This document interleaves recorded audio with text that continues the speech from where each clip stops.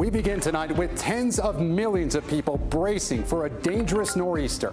For the first time in 4 years, blizzard warnings are in effect for the East Coast.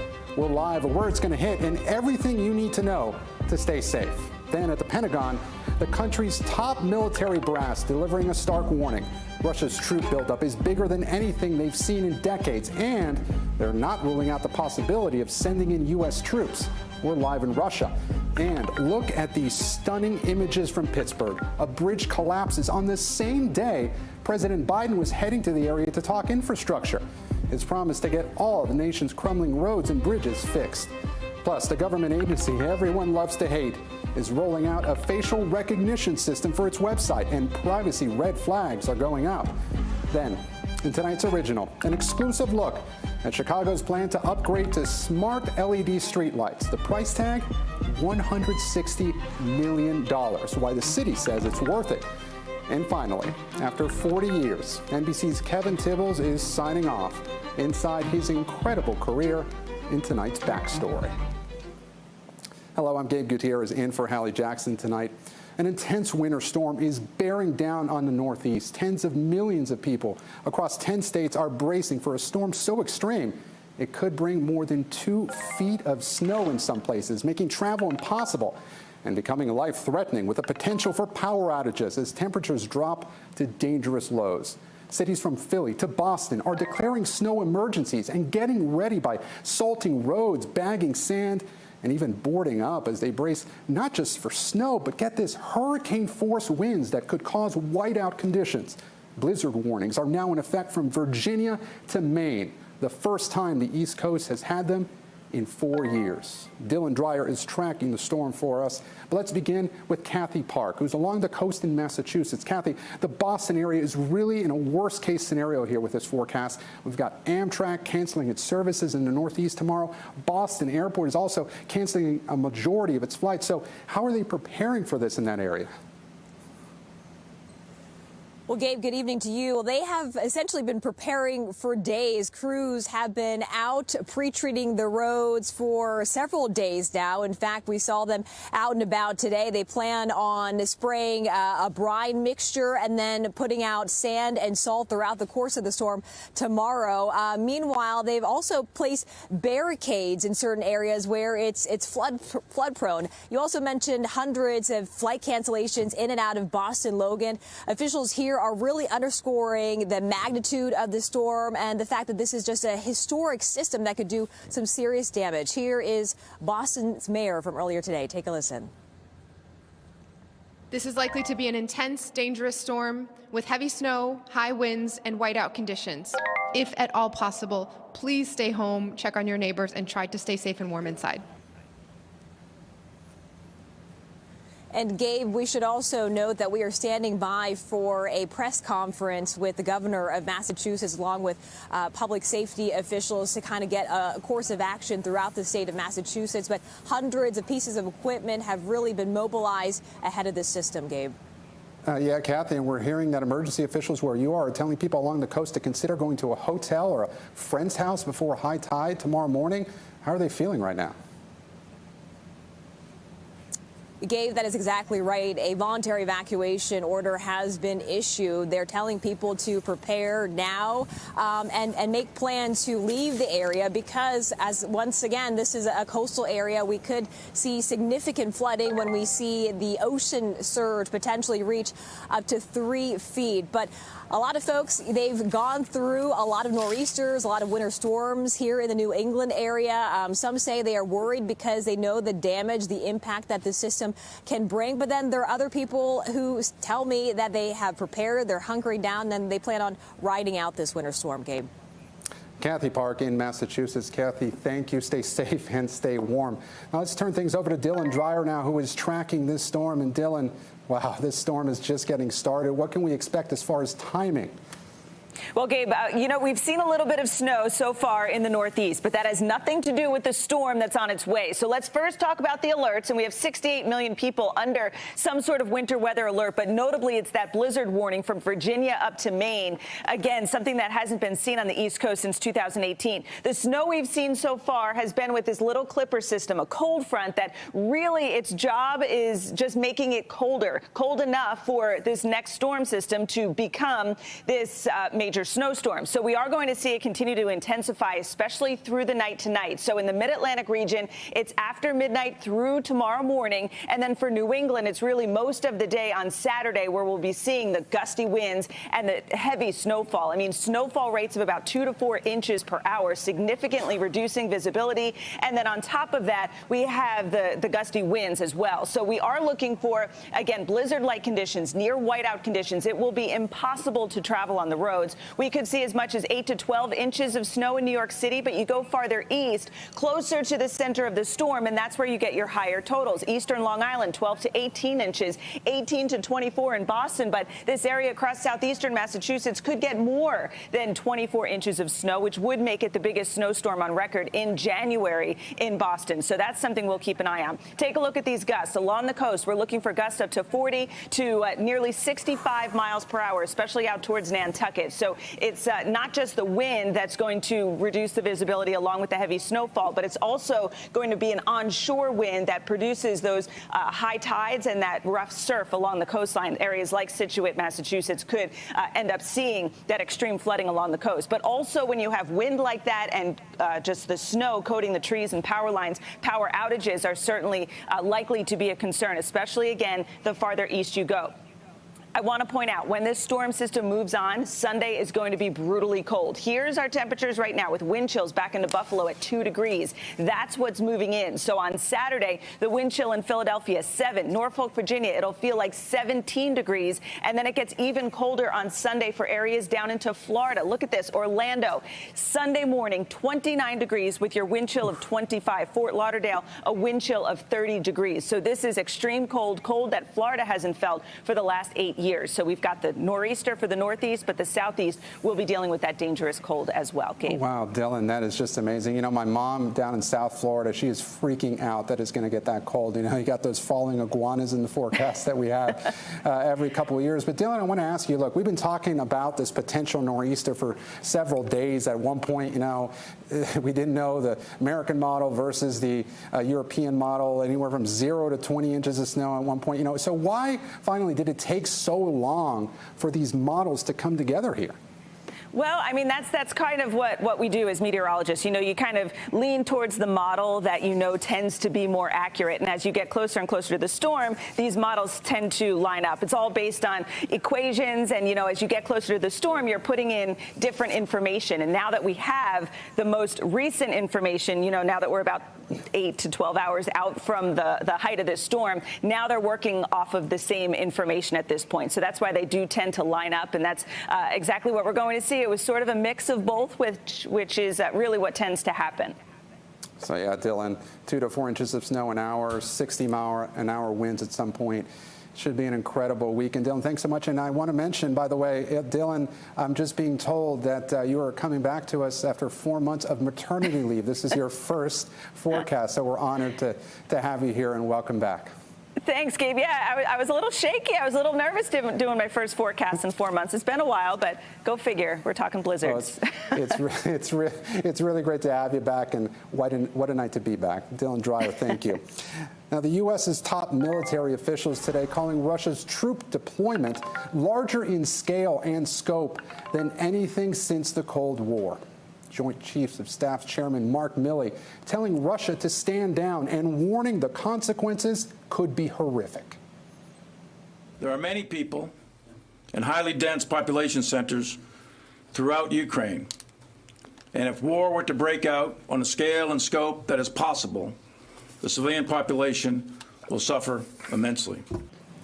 Defense Secretary Austin confirming no U.S. troops have been moved into the region yet, but also warning the buildup of Russian troops is only increasing Putin's options.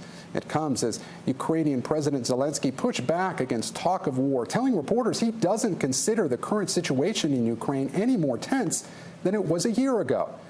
Joining me now is Matt Bodner in Moscow. Matt, Secretary Austin and General Milley officially confirming Putin's current military capabilities around Ukraine, enough to launch a full-scale invasion. Now, this is the first time these two have briefed together. Now, what does that tell you about where we are in this negotiation? Thanks, Gabe. Well, I think it obviously shows that the United States is taking this extremely seriously, but they are trying, I think, now to push Russia towards the path of diplomacy that was laid out in that official United States response that was handed over to the Russians earlier this week. So I think what we're seeing now is a bit of doubling down on the deterrence. No one yet knows what Russia's intentions are. The buildup continues, but the door has been opened, and I just think we're seeing reinforcement of that message. Yeah, so Matt, Foreign Minister Lavrov said if it were up to Russia, there would not be war. Of course, take that with a grain of salt, but is that what you're hearing in Moscow? Yeah, we're hearing a lot of variations from that from officials. And like in a sense, when you talk to just average Russians on the street, not a single person I have talked to believes that war is possible. They're not wrong, but what they're really saying is that they don't believe in an offensive war. I think, it's a situation where Russian state media could very quickly flip the switch and sell a defensive war. So that's why I think, in kind of like a non-generous interpretation of these remarks we're hearing from officials, they're laying the groundwork for that. But I think on some level, they might also be looking for a way out at this point. We just have to wait and see. Okay, so there's been a lot of confusion in Ukraine about the seriousness of this threat. Let's be honest, Ukrainians have the internet and they have smartphones. They can see and hear that the U.S. says an invasion is imminent, and they've been facing this kind of pressure from Russia for years. So they're not particularly alarmed, right? So does the U.S. action here play into Putin's hands? I think you could convincingly argue that it does. So, the United States has really come out very enthusiastically ahead of this one, and ahead of some key allies. And of course, you have Ukraine sitting there now kind of casting doubt on the immediacy of the threat. The Russians are noticing that. We're starting to see that thrown back in the state rhetoric, in some of the talking points, that even Ukraine doubts that an invasion is imminent. And the thing that kind of concerns me at this point, the threat of kind of a burnout on the story. If we accept that Russia's military is poised for a potential invasion and occupation of Ukraine, we should also accept that they could just sit on their border for an indefinite period of time, wait everyone out, make the U.S. kind of look the fool, so to speak, for crying wolf, and then maybe later do something. Matt Bodner in Moscow. Matt, thank you so much. Now, President Biden just about an hour ago wrapped up a speech touting his infrastructure plan in Pittsburgh, where just hours before, a bridge literally collapsed. It happened just miles away from where the president's speech took place, and luckily no one was killed. There were only minor injuries. But the president stopped there ahead of his speech and met with first responders and said he's working to make sure this does not happen again. They're going to fix them all. Not a joke. This is going to be a gigantic change, and there's 43,000 nationwide, and we're sending the money. Now let's get right to NBC's Kelly O'Donnell joining us from Washington outside the White House. Now, Kelly, the president was in Pennsylvania today to tout this $500 billion bill, which was a big win. It seems like the bridge, which was in poor condition, collapsing, might have helped put a spotlight on how bad America needed this infrastructure money. Gabe, good to be with you. And sometimes circumstances work against the president's interests. In this case, as unfortunate as that bridge collapse is, and certainly for the injuries and the damage and the reality that people need to use that bridge, it certainly highlighted what he's trying to talk about and the purpose of this bipartisan infrastructure law now and the resources behind it that are being put into action with specific programs and specific bridges being identified, roads and airports and so forth around the country. It highlights the kind of deterioration that has been seen around the nation for key parts of our infrastructure, the kinds of things that make cities and communities work. And so the president did not expect to be able to highlight it in such a direct way, but he was able to do that today and talked about the bipartisanship here. And this is in some ways a part of the president's rollout of his sort of second-year agenda, wanting to talk about ways where practical things can be done that American people can see in their own communities. A lot of this bipartisan infrastructure law will take time, even years, for the projects to be fully up and running, but they want to highlight places where these projects will bring jobs and will bring reinforcement into communities, and that was part of what the president was trying to do today. Gabe? Yeah. Kelly, the president, very passionate in parts of his speech today. He even alluded to trying to revive his Build Back Better plan. What's the path forward for that bill? Well, that is a long shot, to be sure, but the president has talked about wanting to take some of the concepts within that big bill, which went nowhere, ultimately because some Democrats wouldn't go along, and look for ways to perhaps get pieces of it passed through Congress, and that still seems to be a tall order. But the president wanting to focus on some of the kinds of values and programs that could matter to American families, especially when you're talking about the care economy. American families that are worried about caring for older family members, also trying to do things for education and climate. All the kinds of things that are a part of the president's political agenda. And of course, we're now in a midterm year, and Pennsylvania will be one of the key states. The president has visited there often, but there's a big key races there. And so some of that carries over. The midterm strategy beginning to emerge, and part of the president trying to connect with Americans more directly. So some of the passion you mentioned, where he was getting rather animated, expect to see more of that, too, where the White House wants to get the president out into the country and connecting in a more human way with citizens. Yeah, that's right, Kelly. Passion during midterm elections. Go figure. Kelly O'Donnell at the White House. Thank you so much. And Chicago is working on its own infrastructure project and wants to reduce carbon emissions by replacing streetlights with smart LED lights. Our Maura Barrett has an exclusive look later in the show. Now, the January 6th committee just hit 14 more people with subpoenas as part of their investigation into the attack on the Capitol. They're Republican officials who acted as, quote, alternate electors for former President Trump. They falsely claim that the former president had won the election in these 7 states you see right there, and allegedly submitted bogus votes to swing the Electoral College in former President Trump's favor in those states. And this is what his campaign used to justify blocking the certification of the election, which happened the very same day thousands of rioters stormed the Capitol. NBC's Capitol Hill correspondent Hallie Vitale is here with us on this story. And Hallie, these officials aren't like some of the higher profile people the committee has been asking to speak with from Trump's inner circle, right? So what exactly does the committee want to hear from them? Yeah, Gabe, these people might not be high profile, but the committee's trying to figure out if they're connected with any of the high profile people in the former president's orbit who we know were part of discussions around how the then Vice President Mike Pence could potentially overturn the election results on January 6th.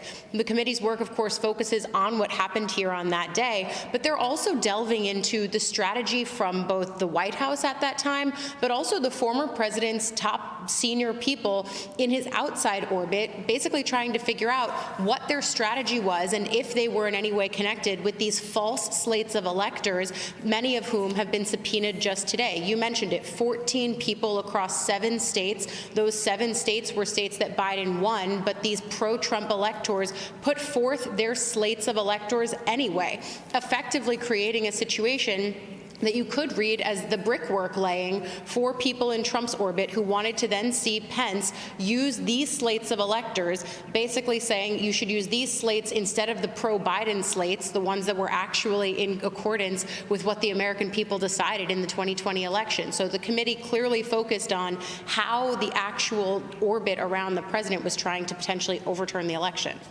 Yeah, and Hallie, Representative Benny Thompson said he believes these people have information about how these alternate electors met and who is behind the scheme to overturn the election results. So I know it's early, but depending on what the committee finds, how could they be prosecuted? Yeah, Gabe, this is actually one of those situations where what we're seeing from the January 6th committee could actually interact with what we're seeing from the Department of Justice. We know that officials in places like Michigan, for example, their state attorney general has said that they have elevated these concerns around potential election fraud and what these individuals with these fake elector slates might have been doing. They've elevated those concerns to the Department of Justice. That means that there could be prosecution. There's definitely consideration of if they were doing things that were illegal or even felonies. That's something the Department of Justice is considering, but it's also something the January 6th committee is looking into, too. We've seen these two entities overlap before in regards to January 6th. This could definitely be another instance of that, but again, it's way too early to tell. The key dates are coming up mid-February and end of February. That's when these 14 people who were subpoenaed today need to provide documents and then appear for their depositions. Unclear if they're going to, but it might be hard for them to say no to the committee. Yeah, and Hallie, I know you'll stay on top of all of it, but I want you to put this in context right now. So the Select Committee has interviewed hundreds of witnesses as part of this probe. Now that these officials have been added to the mix, what is that, or what might that say about the stage that the investigation is in right now? Well, look, they are trying to make sure that they have gone down every avenue of investigation. We know that it's not just day of January 6th that they're looking into, though certainly we are aware of the conversations that they're trying to have with members of Trump's inner circle about what he was doing on that day, those precious minutes and hours while the Capitol was actually under attack. They've certainly got questions about what Trump was doing in those moments. But it's also clear now that they're looking at what was happening outside of the White House, but still in Trump's orbit, people close to him, what their plans were to try to subvert the election results.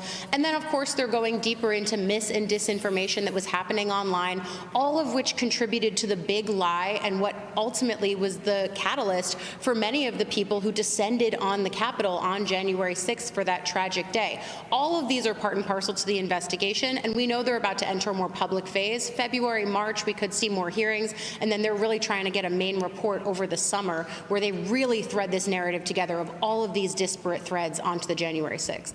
Yeah, Hallie Vitale on Capitol Hill. Hallie, thanks so much. And turning now to a heartbreaking story. The New York City Police Department saying goodbye to one of their own today. 22-year-old Jason Rivera, shot and killed late last week after a domestic dispute call in Harlem. His funeral today at St. Patrick's Cathedral, the crowd outside stretching for blocks. Rivera was remembered as an officer who loved his career. And today he was promoted to Detective First Grade by New York's Police Commissioner, and in just a gut-wrenching eulogy, his widow, Dominique, who he just married in October, described what happened before he left for work the day he was shot. This Friday we were arguing because I didn't want you to use your job phone while we were together. We left your apartment, and because I didn't want to continue to argue, I ordered an Uber. You asked me if you are sure that you don't want me to take you home, it might be the last ride I give you.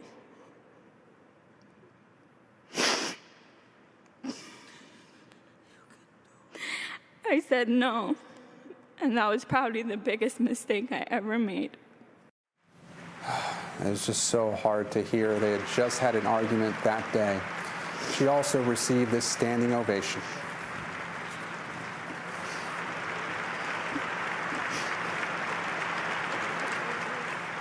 That applause after she criticized the New York District Attorney over new bail reform laws that critics say have raised safety concerns. Now, coming up, theft in Los Angeles taken to a new extreme after more than 80 guns were stolen off freight trains, and it could take years to recover those weapons, if they're recovered at all. The story after the break.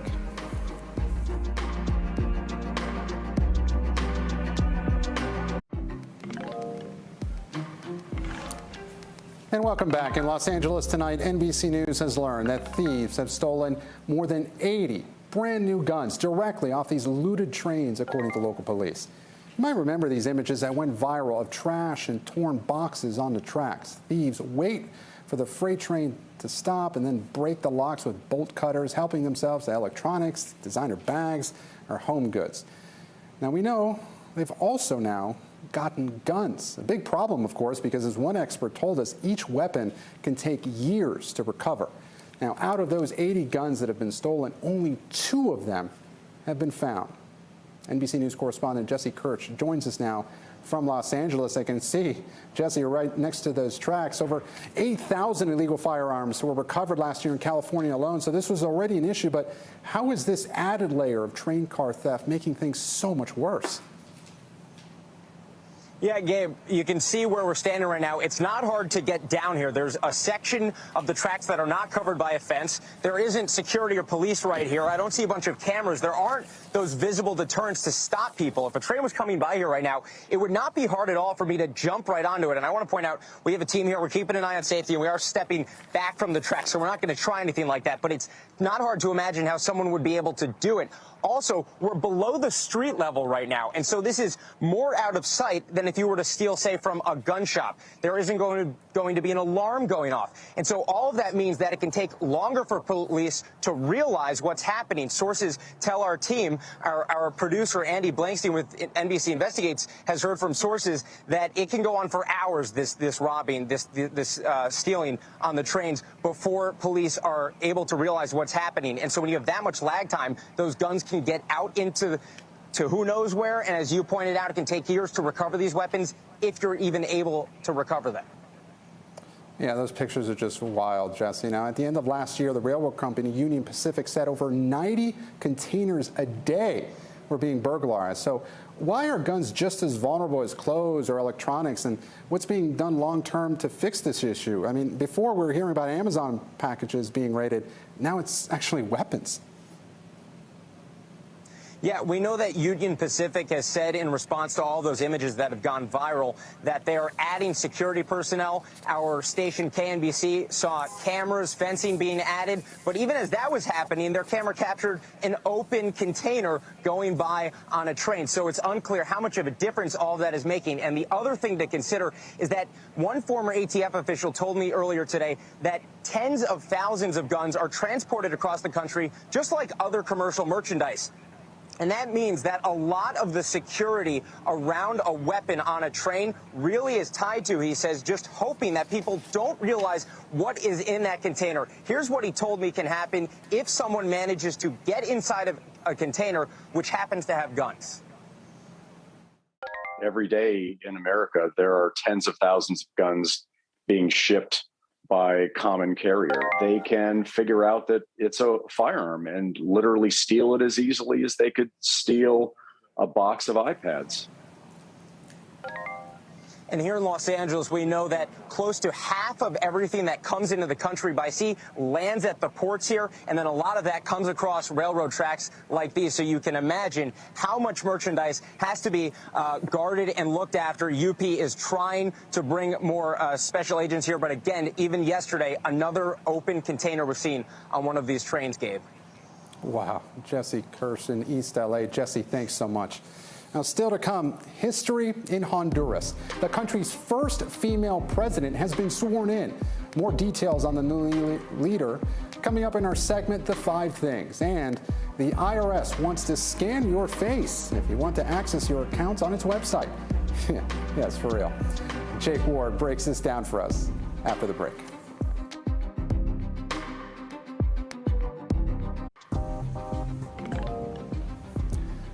If you want to log onto your account on the IRS website, that won't be a problem as long as you submit a face scan first. Now, Jake Ward talks with us about why it's going with this new tech in a minute. But first, let's get you over to the 5 things our team thinks you should know about. Number 1, an update to a story we brought you yesterday. The man suspected of shooting 3 Houston police officers is now in custody after an hours-long standoff. He opened fire following a chase.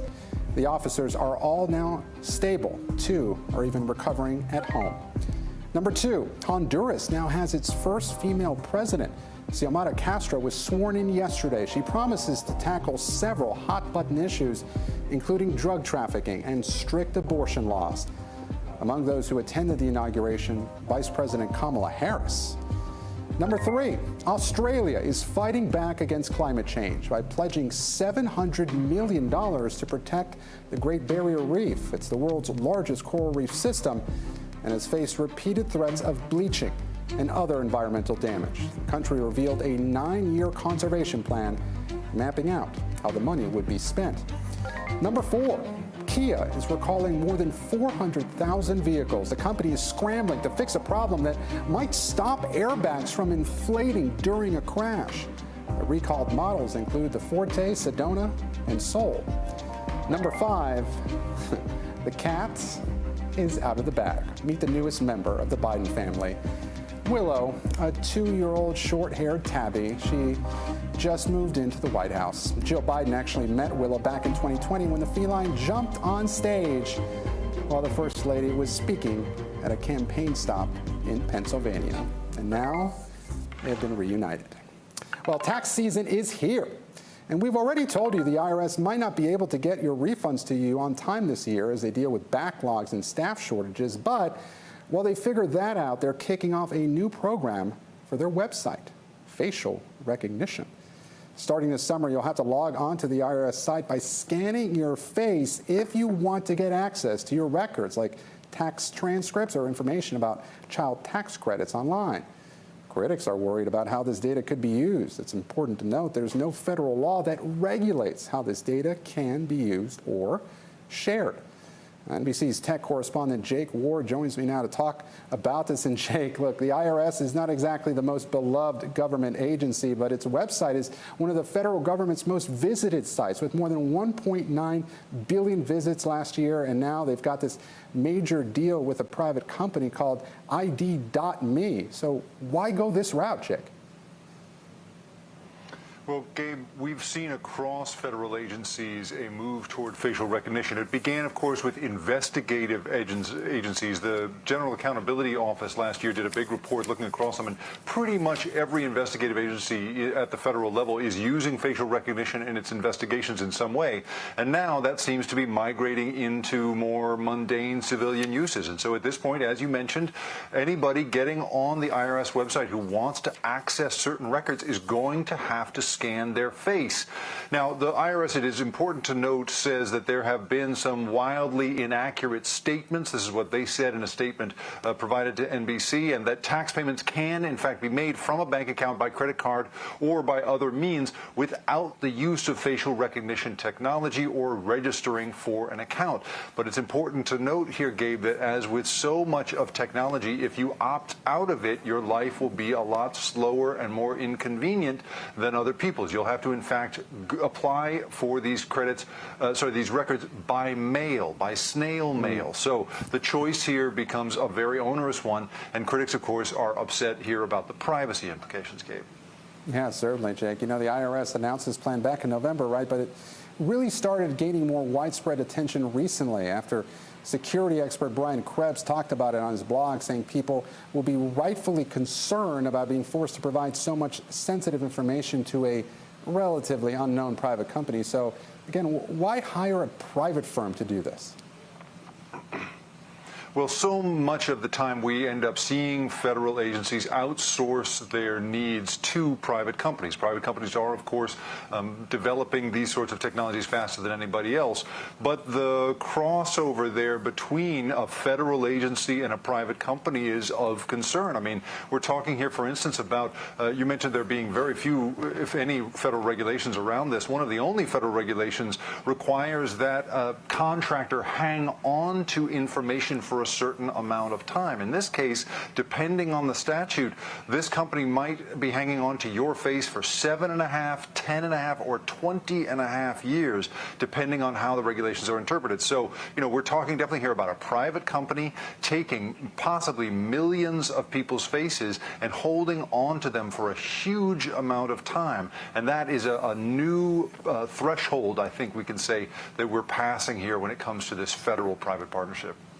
Yeah, and Jake, Facebook shut down its facial recognition system a few months ago, right, over privacy concerns about what the company could do with that much data. So what red flags do experts see with this type of technology rolling out, and is the IRS doing anything specific to prevent that?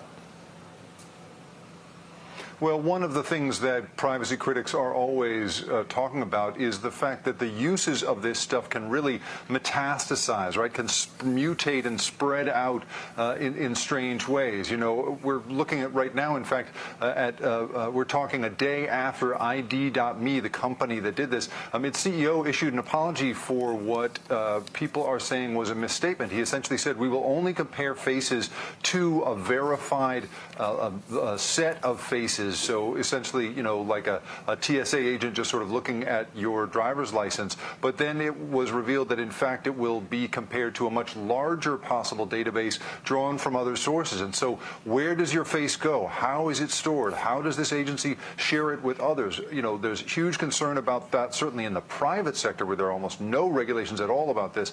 And now that that's moving into the public sector, it's something else. Now, the IRS again says you have other options. You don't have to use this system to file your tax returns, and you can apply by snail mail, but it is just going to be the case that when people are faced with a choice between waiting weeks and weeks to get something by mail and doing this instantaneously, they may not understand that their face is going to be kept by a federal agency and its private partner for 7, 10, or maybe even 20 years, Gabe. Jake Ward, our tech correspondent. Jake, your reporting on this is always so fascinating. Thanks so much. Now, one place people are probably a lot more enthusiastic about facial recognition: iPhones. Apple is testing out a feature that would allow iPhone users to use Face ID without having to pull down their mask every time. I know it happens to me. It can get frustrating. It's part of Apple's latest beta software, and right now the only way to unlock an iPhone using Face ID and the mask involves using an Apple Watch. Now this, as Apple reports, a new all-time quarterly revenue record, almost $124 billion. Ahead, the search for survivors has come to an end. After a boat capsized off the coast of Florida, the latest from the Coast Guard coming up in the local. Plus, a Hallie Jackson Now exclusive. How Chicago is getting street smart with its street lights. Maura Barrett has more on the bright idea in the original.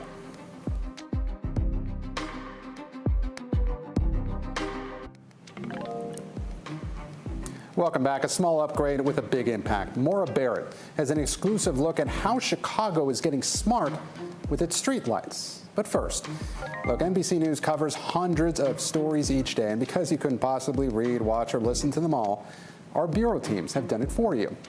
This is what they tell us is going down in their regions in a segment we like to call The Local. From our Midwest Bureau, Kyle Rittenhouse's lawyers have agreed to let the state destroy the rifle he used to fatally shoot 3 people during a protest in Kenosha, Wisconsin in 2020. His lawyers originally asked prosecutors to return some of his possessions that were taken for trial. The 19-year-old was found not guilty on all charges back in November. From our Southeast Bureau now, an update on a story we first brought to you last night about the capsized boat off the coast of Florida. Sadly, there are now 5 people confirmed dead. The Coast Guard decided to suspend the search for survivors after combing through an area the size of Massachusetts. And our West Coast Bureau reports that the 700-acre fire in Big Sur, California is now 70% contained. It's been burning for a week, and thankfully, there haven't been any injuries in that time. CAL FIRE expected to be fully contained by next Wednesday. And after the break, we know him and we love him. And after over 4 decades on the air, our colleague Kevin Tibbles is signing off, and he tells us about his incredible career in tonight's Backstory.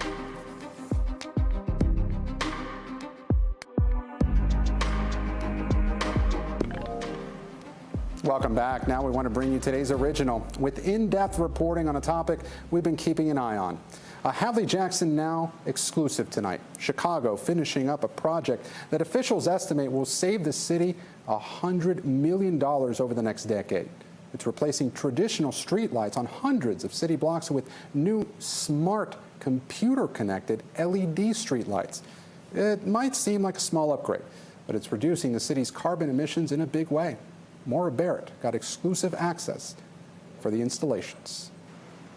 Years in the works and nearly finished, making these street lights street smart.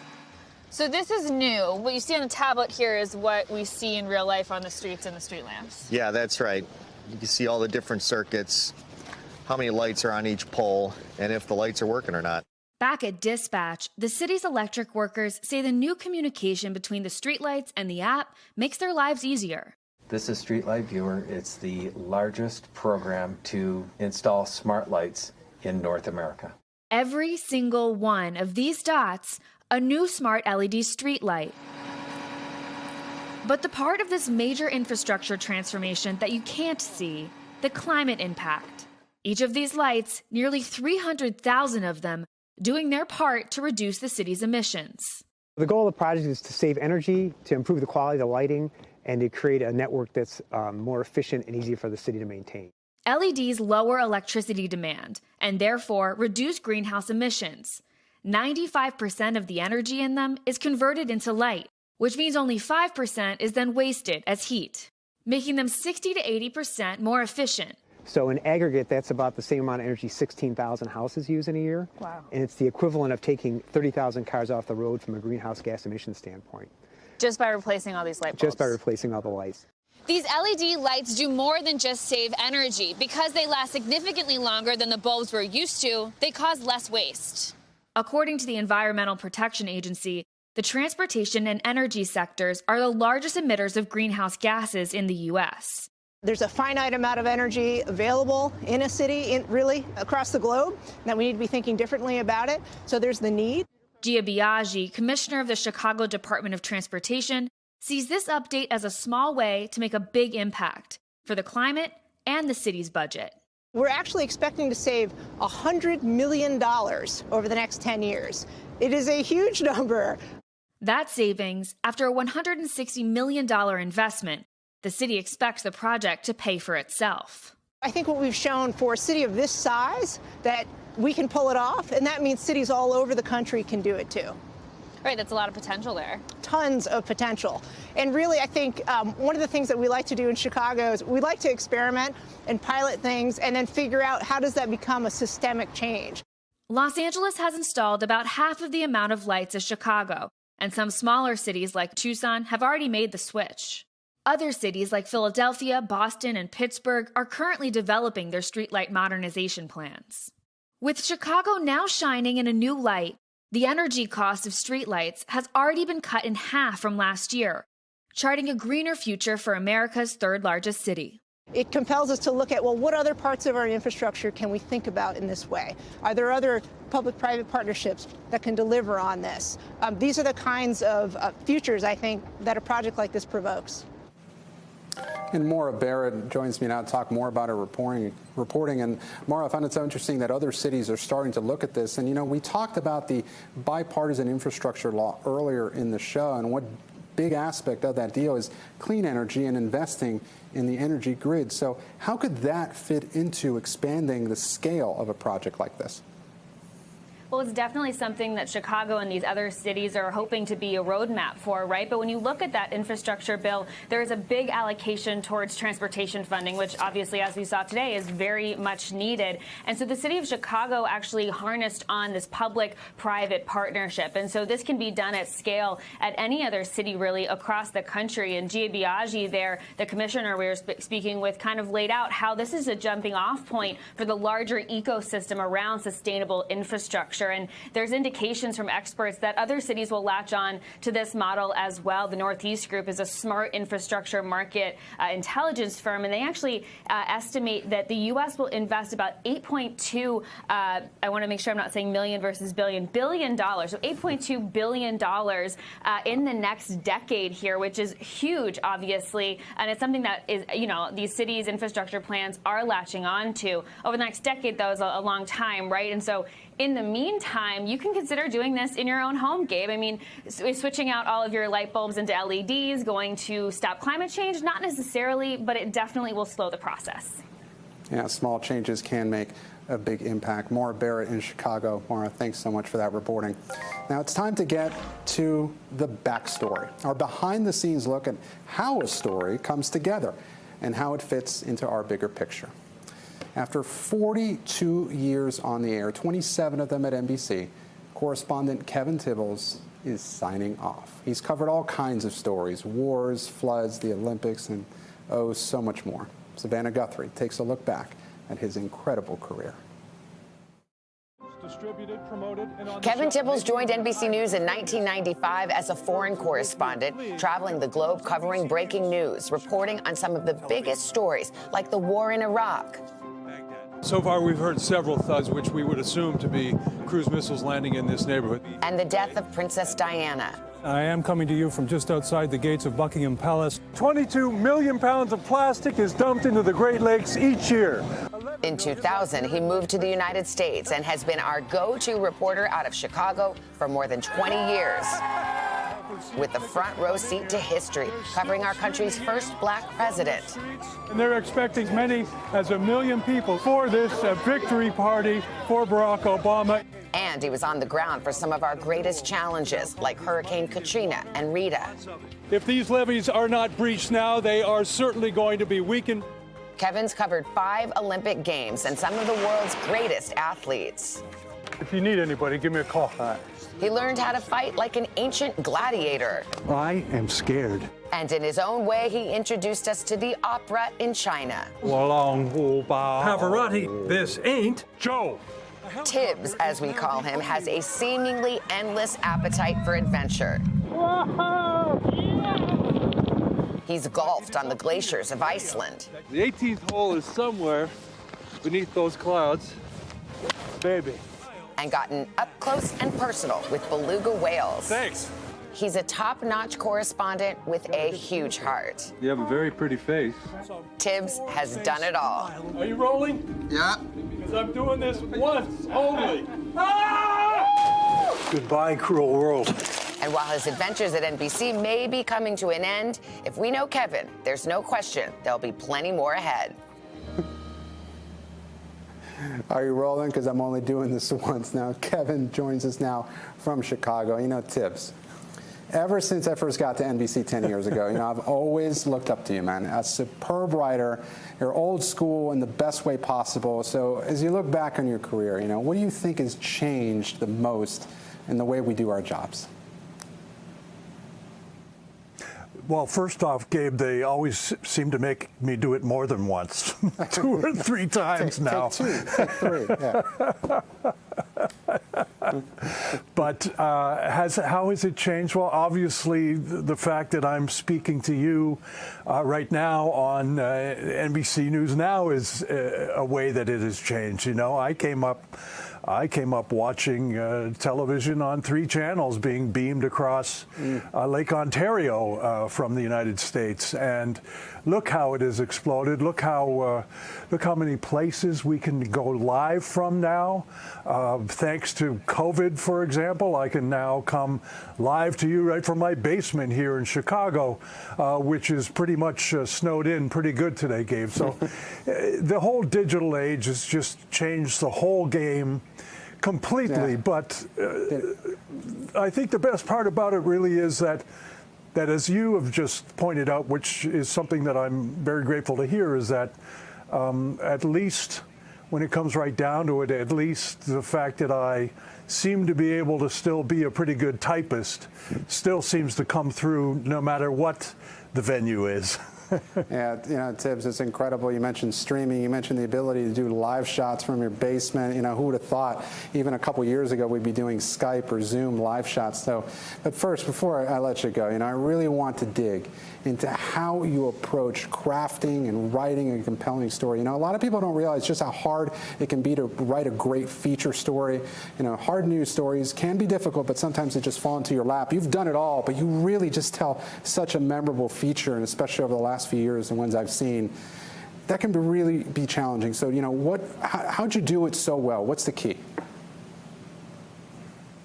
If I was to have a key, if I was to seek one out, because I think I've been blessed that a lot of it comes naturally, but I think it all comes down to curiosity. And I have to tell you that Gabe, I have seen so much of the bad that man can do to his fellow man or woman or child, that it really sparked something in me that has forced me to seek out and be creative and be curious when it comes to speaking to ordinary, regular people just like me.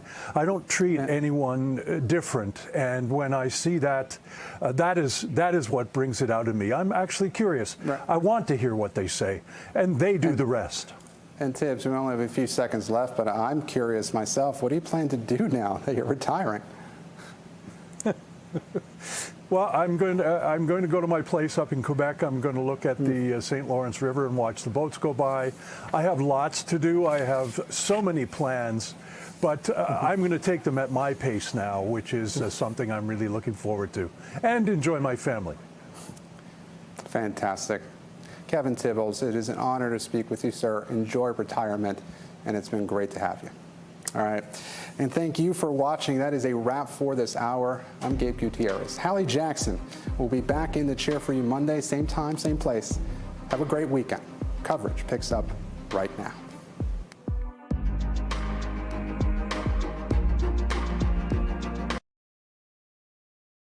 Thanks for watching our YouTube channel. Follow today's top stories and breaking news by downloading the NBC News app.